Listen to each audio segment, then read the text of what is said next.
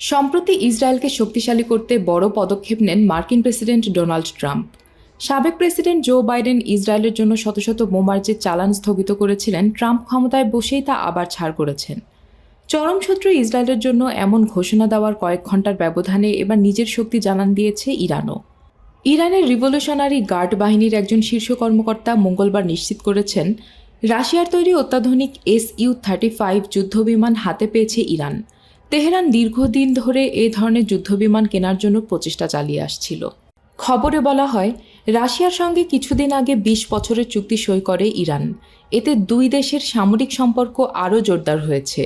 তারই ধারাবাহিকতায় রাশিয়ার অত্যাধুনিক Su-35 যুদ্ধবিমান হস্তগত হয়েছে ইরানের। ইসলামী বিপ্লবী গার্ড বাহিনীর কেন্দ্রীয় সদর দপ্তরের উপসমন্বয়ক আলী সাদমানি এ তথ্য নিশ্চিত করেছেন।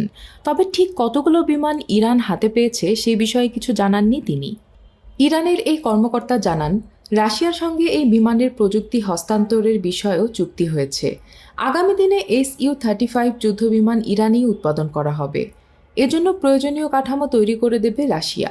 এর আগেও খবর বের হয়, ইরান এই যুদ্ধবিমান হাতে পেয়েছে, তবে ইরান অফিসিয়ালি এবারই প্রথম নিশ্চিত করল। রাশিয়ার তৈরি অত্যাধুনিক এই যুদ্ধবিমান হাতে পাওয়ায় ইরানের সামরিক সক্ষমতা এক লাফে অনেক গুণ বেড়ে যাচ্ছে বলে মনে করেছেন বিশ্লেষকরা। এমনকি ইরান এখন ইসরায়েলের মাটিতেও বিমান হামলা চালাতে সক্ষম হবে। ইরান থেকে যতবার সরাসরি ইসরায়েলে হামলা চালানো হয়েছে, প্রতিবার দেশটির ভরসা ছিল মিসাইল। পাল্টা ইসরায়েল জবাব দিয়েছে বিমান হামলা চালিয়ে। তবে এবার ইরানের সেই দুর্বলতার অবসান ঘটছে। আলী সাদমানির ভাষায়, যদি শত্রুরা বোকার মতো আচরণ করে তাহলে আমাদের মিসাইলের আঘাতের তেতো স্বাদ পাবে। তাদের অধিকৃত কোনো অঞ্চলই আর নিরাপদ থাকবে না। ২০২৩ সালের নভেম্বরে ইরানের রাষ্ট্রীয় গণমাধ্যম জানায়, রাশিয়ার যুদ্ধবিমান কিনতে মস্কো তেহরান চুক্তি চূড়ান্ত করেছে। ওই চুক্তি সম্পাদনের ১ বছর আগেই Su-35 যুদ্ধবিমান কিনতে আগ্রহ প্রকাশ করেছিল ইরান। দেশটির কর্মকর্তারা সাম্প্রতিক বছরগুলোতে বারবার জানিয়েছিলেন, রাশিয়া বেশ কিছু Su-35 বিক্রি করবে। গেল ২০০৭ সাল থেকেই রাশিয়ার অত্যাধুনিক যুদ্ধবিমানে নজর ছিল ইরানের। তখন Su-30M-কে কিনতে চেয়েছিলেন আয়াতুল্লাহ আলী খামেনি।